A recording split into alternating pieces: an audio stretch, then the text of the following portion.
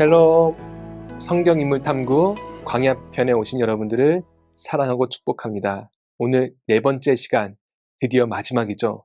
오늘은 예수님이 만난 광야를 살펴보겠습니다. 지난 시간들을 잠시 살펴보면서 큰 주제만 정리해 보았는데요. 아브라함이 만난 첫 번째 광야는 떠남의 시간이다.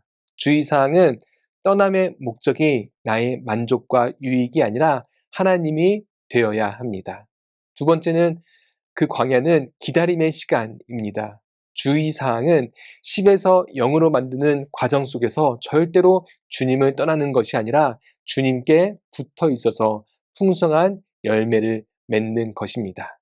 다음은 모세의 광야였습니다. 첫 번째 광야는 잊혀짐의 시간입니다. 주의사항은 내 인생에 남은 것이 없다. 그 허무함에 빠져서 누군가와 비교하지 말아야 합니다. 두 번째는 기준을 정하는 시간이죠. 주의사항이 있다면 불평을 하지 말고 내 삶에 하나님의 말씀이 지워지지 않도록 그 말씀을 새겨야 합니다. 다음 세 번째는 다윗의 광야였죠. 기억나시나요? 다윗이 만난 광야, 첫 번째 홀로서기의 시간이죠. 여기에서 주의사항은 부정적인 생각에 빠져서는 안 된다는 것입니다. 두 번째는 무엇일까요? 부르짖음의 시간이죠. 주의사항이 있다면 광야에서, 거기에서조차도 형식적으로 기도하는 것을 가장 경계해야 합니다. 그런 생각이 들었습니다. 하나님이 왜 성경의 인물들을 광야로 몰아내셨을까? 한 가지 확실한 것은 그들을 포기하지 않으셨기에, 그들을 사랑하기 때문에 그들을 통해서 하실 일들이 있으시기에 광야 훈련을 시키시는 것 아니겠습니까? 왜 하나님이 지금 나를 이 광야로 보내셨을까요? 여전히 하나님은 나를 사랑하시고 나를 통해서 주님이 하시고 싶은 일이 분명히 있으시다는 사실입니다. 그렇기에 오늘 하루도 의심과 걱정과 두려움이 아니라 광야에서도 담대함과 확신과 신뢰로 나아갈 수 있는 우리 모두가 되기를 축복합니다. 마가복음 1장 1절 어떻게 시작할까요? 하나님의 아들 예수 그리스도의 복음의 시작이라. 그 복음이 무엇일까? 저는 복음이라는 그 단어를 참 좋아합니다. 그리고 복음 때문에 제가 이 자리에 있는 것이고 이 복음 때문에 제 삶을 주님께 바쳤습니다. 즉 저라는 존재 자체가 복음의 증거이기에 자신 있게 복음에 대해서 설명할 수, 아니 자랑할 수 있는 것이죠. 확실한 것은 예수 그리스도의 복음은 역동성이 있고 살아 숨쉬는 복된 소식입니다. 여러분들에게도 동일하게 질문합니다. 나에게 있어서 복음은 무엇인가요? 단순히 개념적으로 좋은 소식으로만 알고 있나요? 아니면 전도, 선교, 사명 등 예수님을 전하는 것이니 해야 하는 것으로 알고 있나요? 아니면 복음을 예수 믿고 누릴 수 있는 축복으로만 여기고 있나요? 그렇다면 그 복음 때문에 손해 보실 수 있으신가요? 그 복음으로 누군가를 용서할 수 있으신가요? 그 복음 때문에 여러분들의 인생의 전부를 걸 수 있으신가요? 성경에서 제자들은 예수님의 복음 때문에 자신의 모든 삶을 주님께 바쳤습니다. 어떠한 핍박과 고통 속에서도 아무것도 없는 땅끝까지 가면서도 심지어 죽음의 두려움 속에서도 그 길을 걸어갔습니다. 그것이 바로 복음의 능력이요. 세상이 절대로 줄 수 없는 살아있는 생명력인 것이죠. 저와 여러분은 종교를 믿는 것이 아닙니다. 누가 기독교를 믿는다고 합니까? 누가 교회를 믿는다고 합니까? 다닌다고 하죠. 우리는 예수 그리스도를 믿습니다. 그 예수 그리스도가 바로 복음의 시작이고 복음 그 자체이십니다. 그렇기 때문에 우리는 그 복음을 정확히 알아야 하고 그 복음이 더 이상 내 삶에 남의 이야기가 아니라 2000년 전의 역사가 아니라 지금도 내 안에서 살아 역사하시는 나의 이야기가 되어야 할 줄 믿습니다. 아멘. 그 복음이 무엇일까요? 한 문장으로 정의하면 십자가와 부활입니다. 고린도전서 15장을 보면 정확하게 설명하고 있습니다. 1절을 보면 내가 너희에게 전한 복음을 너희에게 알리겠다고 말합니다. 그러면서 3절을 보면 내가 먼저 받은 것을 너희에게 전한다고 말씀하고 있습니다. 누구에게 무엇을 먼저 받았을까요?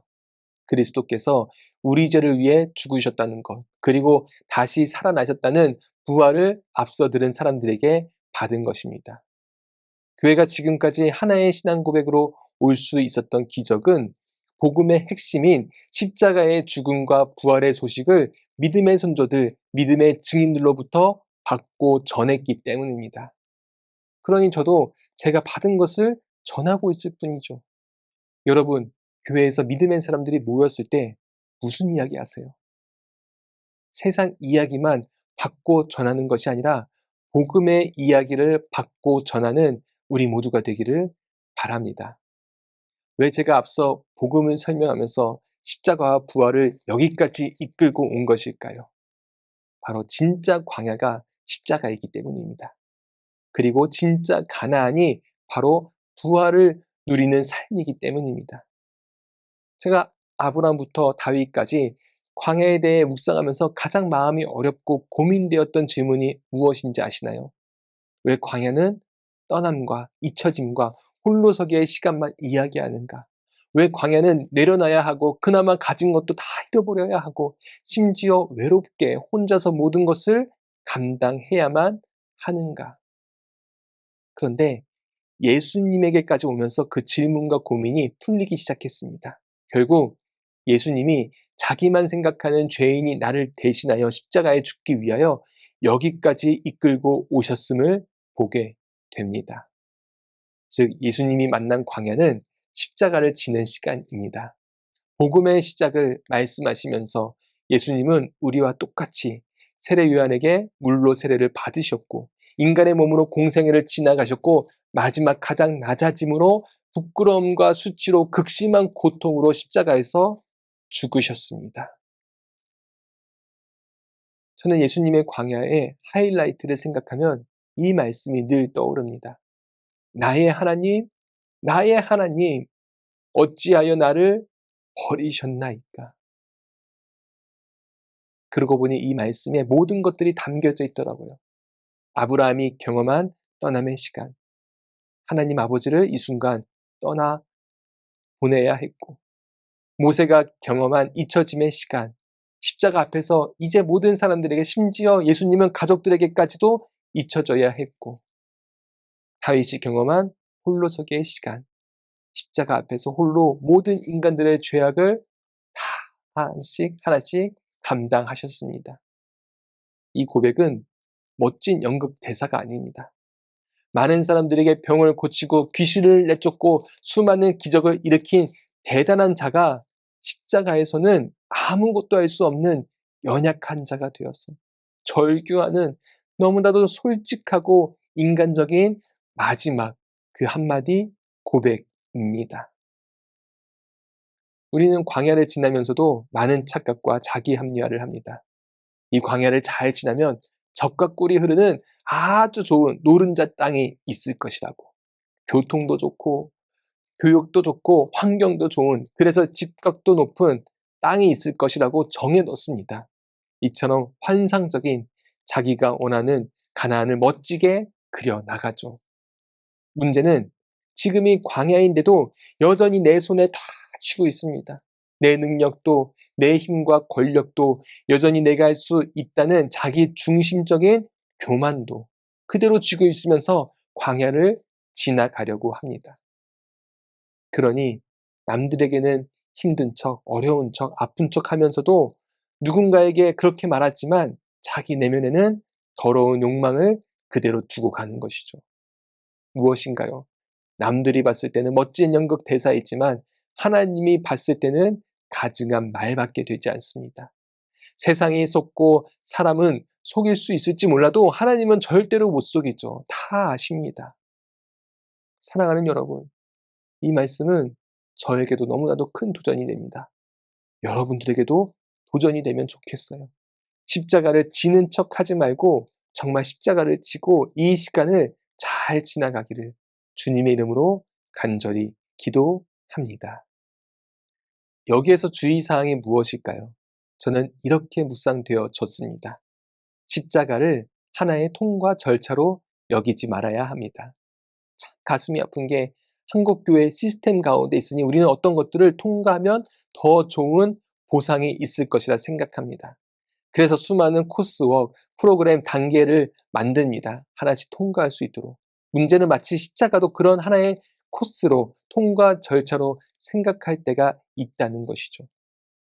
마치 전도사가 목사를 부러워하고 목사가 담임 목사를 부러워하며 단순히 더 좋은 하나의 코스로 생각하면 전도사 때 배울 수 있고 전도사 때 누릴 수 있는 그 시간은 도대체 언제 경험할 수 있을까요? 목회자뿐인가요? 더 좋은 집, 더 좋은 차, 더 좋은 환경들, 여러분들이 있는 그 자리에서부터 만족하지 못하고 힘들고 어렵다고 빨리 그 다음 스텝, 그리고 바로 또 더 좋은 스텝만 바라고 있다면 지금 이 순간에 배울 수 있고 누릴 수 있는 그 시간을 언제 경험할 수 있을까요? 사랑하는 여러분, 십자가를 쉽게 통과하려고만 여기지 말고 그 십자가를 지고 가는 우리 모두가 되기를 축복합니다. 성경은 분명히 말씀하고 있습니다. 날마다 자기 십자가를 지고 나를 따르라고. 즉 매일매일 십자가를 지는 은혜를 경험하라고 말씀하십니다. 이스라엘 백성들이 이전 과거를 회상하면서 애굽의 때가 더 좋았다고 원망했고 동시에 그들이 바라고 원했던 가나안 땅의 스텝만 생각하느라 지금 당장 광야에서 하나님과 누릴 수 있는 놀라운 은혜와 축복을 경험하지 못한 것 아니겠습니까? 저는 이 부분을 묵상하는데 이런 그림이 그려지더라고요. 자기를 부인하지 않고 내가 중심이 되고 자기 자랑을 할 때는 내 발자국이 주님 발자국보다 앞섭니다.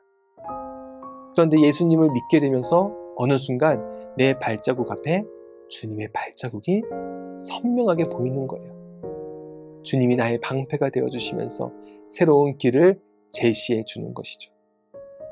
그런데 여기에서 두 길로 나눠집니다. 어느 누구는 여전히 발자국이 4개인데 어느 누구는 발자국이 2개로 바뀌게 됩니다. 무엇인가요? 한 명은 십자가를 통과하고 나서 이제는 자기가 주님보다 더 앞서 나가고 있습니다. 뒤도 안 돌아봅니다. 발자국은 동일하게 4개이지만 결국 주님의 발자국은 뒤로 사라져 버리죠.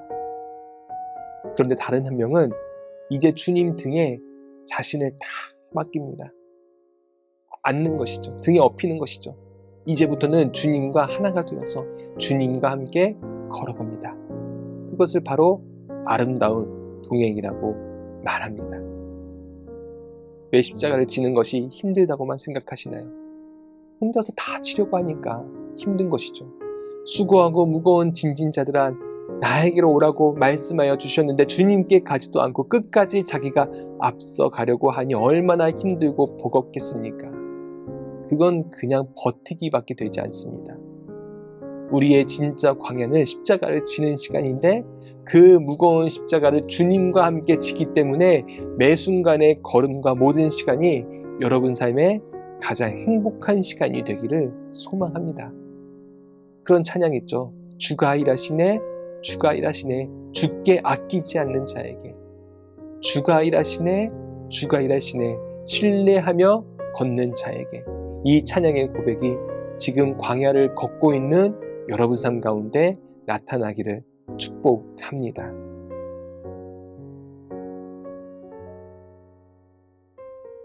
그렇다면 지금까지 광야를 통해서 십자가를 배우게 하셨는데 십자가와 부활의 목적과 진짜 말하고자 하는 메시지가 무엇일까요? 바로 하나님 나라를 확장하는 것입니다. 예수님이 경험한 두 번째 광야는 하나님 나라를 확장하는 시간이었습니다. 마가복음을 보면 예수님이 물과 성령으로 세례를 받으셨습니다. 그런데 12절을 보면 성령이 예수님을 광야로 인도하셨다고 말씀하시는 것이 아니라 광야로 몰아내셨다고 말씀하고 있습니다. 무엇을 의미할까요? 성령이 내 안에 임하면 바로 성령의 권능, 파워, 힘을 쓰는 것이 아니라 광야의 시간을 분명히 지나가게 되어 있습니다. 예수님조차 벗어나고 멀리한 것이 아니라 성령에 의해서 광야에서 시험 받으셨습니다. 그렇기에 우리가 광야의 한복판에 서 있다는 것은 한편으로는 성령님이 나를 이곳 가운데 이끄신 것이죠. 여기에서 예수님은 사단에게 시험을 받으십니다. 시험은 두 가지 의미가 있습니다. 테스트와 템테이션입니다. 시험 테스트는 믿음의 성장과 성숙을 위한 통과의 과정이라고 볼 수 있습니다. 즉, 연단의 과정이 필요한 것이죠. 시험이 없는 신앙생활은 영적 전투의 경험이 없는 무기력한 신앙생활과 같습니다. 두 번째로 템테이션, 유혹은 내 안에 있는 죄악과 욕망이 사단과 누군가에 의해서 흔들리고 넘어지는 것입니다. 여기서 가장 큰 차이는 주체가 누구인가? 하나님이 주시는 시험인가? 아니면 세상과 사단으로부터 오는 유혹인지를 잘 분별해야 합니다. 왜 중요할까요? 나에게 찾아오는 시련을 내가 무엇인가 잘못해서, 내가 선택을 잘하지 못해서 주시는 벌로 생각하는 분들이 참 많습니다. 그럼 어떻게 할까요? 나의 어떤 노력으로, 그 노력으로 시련을 벗어나고자 합니다. 그러나 우리는 기억해야 합니다. 하나님이 나에게 주시는 시련도 있다는 사실을. 그 시련은 내가 잘못해서 주는 것이 아니라 나를 사랑하기 때문에, 내가 영적으로 더욱 단단해지길 원하셔서 주시는 시험도 있음을 꼭 기억하시길 바랍니다. 그렇다면 성령님은 왜 예수님을 사단과 대결하도록 광야로 몰아내셨나요? 이 부분에 대해서 이진희 목사님이 이렇게 설명을 합니다. 예수님이 공생애를 시작하기 직전에 광야로 들어가신 이유는 사탄과 맞대결하기 위해서, 사탄에게 왕관을 벗기기 위해서, 그래서 사탄에게 빼앗긴 나라와 권세와 영광을 되찾으시기 위해서였다. 예수님이 이 세상에 오신 이유는 바로 하나님 나라를 세우기 위해서 오신 것입니다. 그러려면 사단의 영적 전쟁을 통해서 사단을 굴복시키고 하나님의 승리를 온 열방에 알리셔야 했습니다. 사단이 아무리 자기 나라를 지키고자 예수님을 유혹한다 할지라도 결국 사단은 예수님께 패배할 수밖에 없습니다. 그렇게 예수님은 성령 충만으로 광야에서 영적 전투를 통해 사단을 발 아래 짓밟고 그를 쫓아내셨습니다. 이제 우리의 주인이 바뀐 것이죠. 사단의 지배와 권세 아래서 벗어나 이미 승리하신 주님 때문에 우리도 능히 이길 수 있습니다. 광야 이후, 영적 전쟁 이후 예수님은 십자가에서 생명 다하는 그 순간까지 하나님 나라 확장을 위해 사명을 끝까지 감당하셨습니다. 제가 예전에 예수님을 더 가까이 하면서 반복되는 유혹과 죄의 문제, 세상 욕심과 그 이기적인 모습이 저를 참 힘들게 했습니다. 왜 이렇게 이중적인지. 스스로 극복하려고 해도 아무리 기도해도 넘어지는 겁니다. 그런데 제 안에 하나님 나라의 은혜가 들어오고 나서 접근이 달라졌습니다. 아, 나는 아무리 해도 절대 이길 수 없구나. 그러나 내가 못하는 것이지 나의 아버지 예수님은 이미 십자가의 복음으로 원수의 머리를 짓밟으셨고 승리의 깃발을 드셨구나. 이미 나는 사단의 지배와 권세 아래서 벗어난 자인데 이제는 두려워하는 그 마음보다 하나님이 주신 그 선물과 은혜와 기쁨을 누리며 살아야겠구나. 이렇게 나의 고백과 기도가 달라졌습니다. 그럼 그 이후에 어떻게 될까요? 담임 목사님도 자주 말씀하시죠. 은혜 받기 전에는 하지 말아야 할 것에 집중했는데 은혜 받고 나니 주님을 위해서 어떻게 살아야 할지, 무엇을 해야 할지로 내 마음이 두근두근해진다고. 사랑하는 여러분들에게도 이러한 과정의 시간과 믿음의 고백이 있기를 바랍니다. 오늘 우리가 하나님의 말씀으로 함께 배우고 묵상하고 기도할 수 있었던 것은 당연한 것이 아니라 하나님의 놀라운 기적입니다. 초대교회의 순교자들과 조선 땅의 선교사들이 십자가의 복음을 만난 후 하나님 나라 확장을 위해 끝까지 사명을 감당했기에 우리가 이 자리에 있을 수 있는 것 아니겠습니까? 다른 것 때문에 있는 것이 아니라 다 그거 하나입니다. 십자가의 복음. 그 안에 담겨진 나를 향한 사랑 때문에 우리가 이 자리에서 하나님 나라를 누리며 살아갈 수 있는 것입니다. 이 찬양의 가사가 떠올랐습니다. 메마른 땅을 종이 걸어가도 나 피곤치 아니하며 저 위험한 곳 내가 이를 테면 큰 바위에 숨기시고 주 손으로 덮으시네. 이 고백이 가능한 이유는 우리가 걸어가는 모든 땅이 하나님의 나라이기 때문에, 우리가 위험한 곳에 있어도 안전한 이유는 그곳이 어떠한 곳이든 하나님을 찾고 구하고 만날 수 있기 때문입니다. 그것이야말로 우리 그리스도인의 가장 큰 특권과 축복이 되리라 믿습니다. 받은 특권과 축복을 나만 누리는 것이 아니라 사랑하는 가족들과 자녀들에게 주님의 복음이 필요한 곳에 나누고 전할 수 있는 우리 모두가 되기를 기대합니다.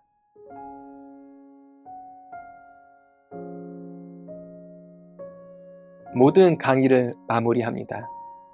저는 여전히 목회 초년생이고 목회를 배우고 훈련하는 하나님의 종입니다.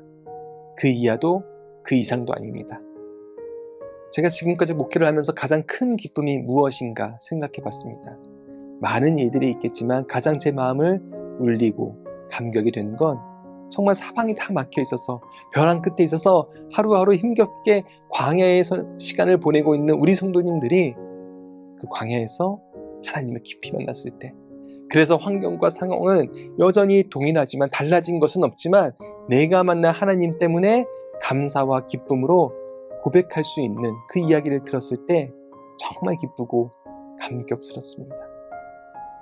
왜냐하면 누군가에게는 광야가 인생의 마지막 기회일 수 있기 때문에, 누군가에게는 하나님이 그를 변화시키기 위한 최후의 마지막 카드일 수 있기 때문입니다.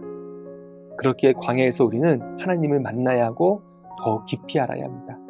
바로 광야에서 고난의 깊이를 통해 하나님을 더욱 깊이 알게 됩니다. 고난의 깊이를 배워야 고난의 넓이도 감당할 수 있는 것입니다. 하나님은 결국 그런 자를 사용하시죠. 그것뿐인가요? 사람들은 그 깊이와 넓이를 가진 자를 따라갑니다. 성경의 역사, 기독교의 역사를 보면 알 수 있잖아요. 지금도 마찬가지이죠. 우리는 유튜브를 통해서 수많은 설교의 홍수 속에 살고 있습니다. 그런데 정작 그 설교를 듣고 따르지는 않습니다. 결국 설교자의 설교가 아니라 설교자가 살아온 고난의 깊이와 넓이를 통해 따르게 됩니다. 저의 기도의 제목입니다. 고난의 깊이와 넓이를 통과한 자가 되길 원합니다. 동시에 여러분들의 기도 제목이 되기를 바랍니다. 이런 그림이 그려졌습니다. 내 인생의 과정이 쭉 있는 것입니다.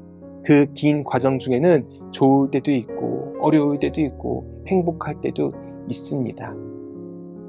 그런데 광야를 잘 지나가지 못해서 고난의 깊이가 없다면 내가 만나는 수많은 일들 가운데 배우고 경험할 수 있는 것이 무엇이 있겠습니까? 별로 없습니다. 저는 그것을 그저 세상 자산이라고 봅니다. 그런데 반대로 내 삶의 광야를, 나아가 십자가를 지고 주님과 함께 잘 지나간 사람은, 즉 고난의 깊이가 깊이 있는 사람은 내 삶의 어떠한 어려움과 문제, 나아가 내가 감당할 수 없는 많은 영역까지 하나님의 성품과 마음과 일하심과 능력을 넓게 경험할 수 있습니다. 저는 이를 영적 자산이라고 정의해 봅니다. 여러분, 이 그림처럼 세상 자산에 머물러 있나요? 아니면 영적 자산을 차곡차곡 잘 쌓고 계시나요? 세상 자산은 한순간에 사라집니다. 결국 어떠한 영향력도 없습니다. 생명을 살리는 것이 아니라 오히려 죽일 수도 있습니다. 그러나 영적 자산은 다릅니다. 절대로 변하지 않고 사라지지 않습니다. 영원합니다. 그렇기에 거기에 강력한 힘과 영향력이 있습니다. 풍성한 열매를 맺게 되고 죽은 생명도 살릴 수 있습니다. 그것이 바로 하나님 나라의 확장입니다. 사랑하는 여러분, 우리가 지금 광야를 지나가고 있지만 이 광야를 통해서 이제 더 이상 세상 자산이 아니라 영적 자산을 쌓아갑시다.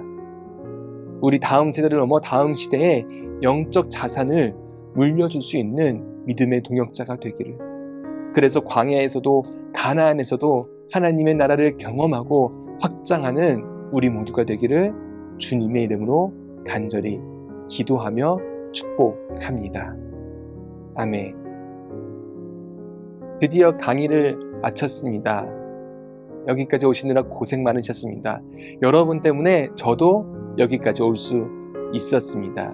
강의는 끝나지만 우리가 삶의 자리에서도 모두가 승리하기를 바랍니다. 다음을 기대하며 또 인사드리겠습니다. 다음번에 뵙겠습니다.